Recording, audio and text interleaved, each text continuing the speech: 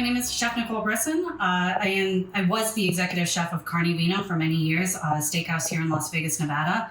I will be joining you for Cigar Lockdown. This will be our quarantine kitchen portion.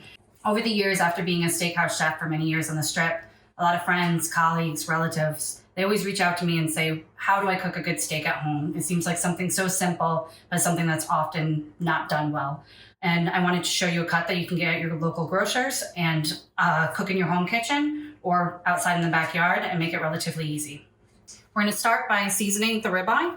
I bought a nice bone-in prime ribeye, and this is just from my local butcher block. It has nice marbleization. You always want to look for that marbleization because fat is flavor. The better the marbleization, the better the juiciness, the succulentness of the actual piece of meat. I'm going to start by seasoning.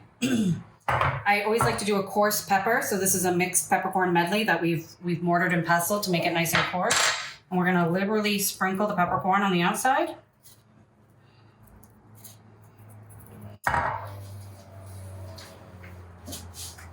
Some kosher sea salt.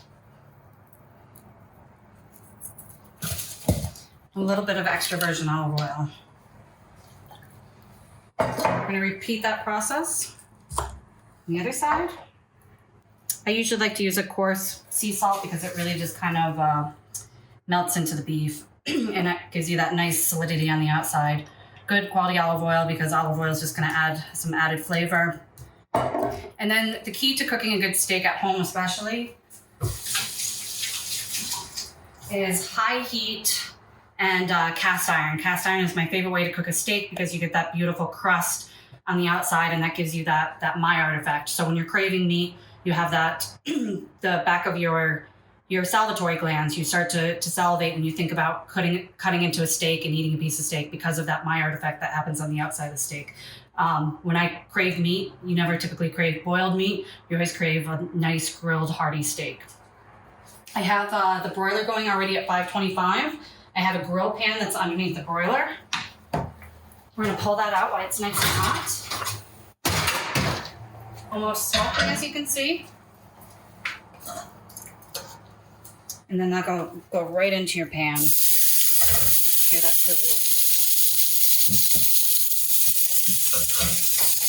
I'm going to place it under the broiler, get a nice char on one side, and we're going to flip it over in a couple minutes. So we're going to take the temperature of the steak now to see where we're at.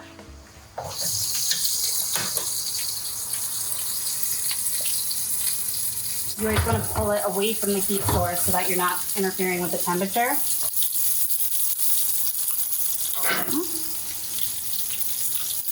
I think we're there.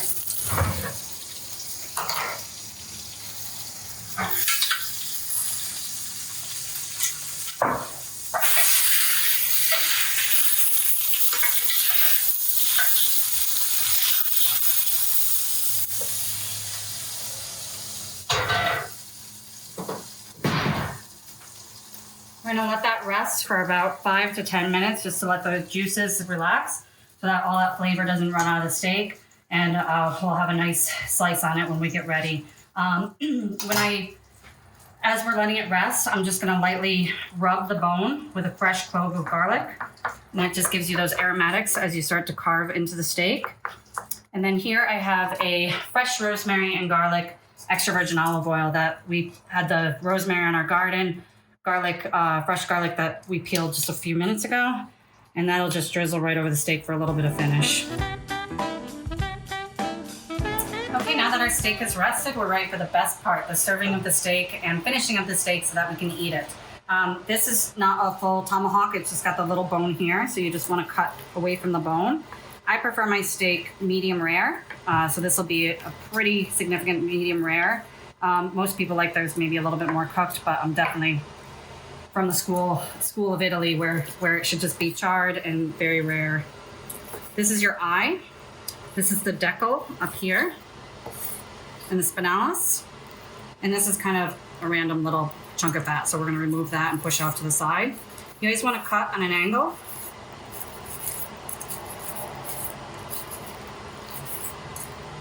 Just plate the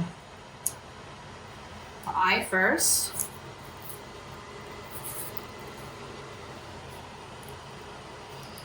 And last but not least, the deco. This is my favorite part because it's the most flavorful. There is a little bit of fat, so if you don't like fat, you can remove that and put it off to the side. And I always look to put that towards the top so that you start with the eye, the more leaner part, and then you go up to more the rich, fatty part at the end. Now that we've got it all laid out on the plate, I like to finish with a good quality olive oil. This one you can purchase at any Eataly. I actually purchased this from Eataly Las Vegas. It's an Italian olive oil, great for finishing. And we're gonna just liberally drizzle that right at the end for flavor. If you start with a great steak and season very well from the beginning, you really don't need to add much. You just need to finish it with a good olive oil and a good sea salt. So here I have Pacific Flake Sea Salt. This is a family-owned company that I met at San Francisco Food Show. They are based out of Humboldt, California. One of my favorite sea salts, hands down. Her husband created the salt because she has Hashimoto's disease. I also have Hashimoto's disease. It's a very pure salt, very clean, no additives or anything used in the actual mining. And when you taste it on its own, it just screams great quality sea salt. It's a flake salt, so it's great for finishing, liberally at the end. And then if you want a little bit more to finish, you can finish. That's it. Bon appetito.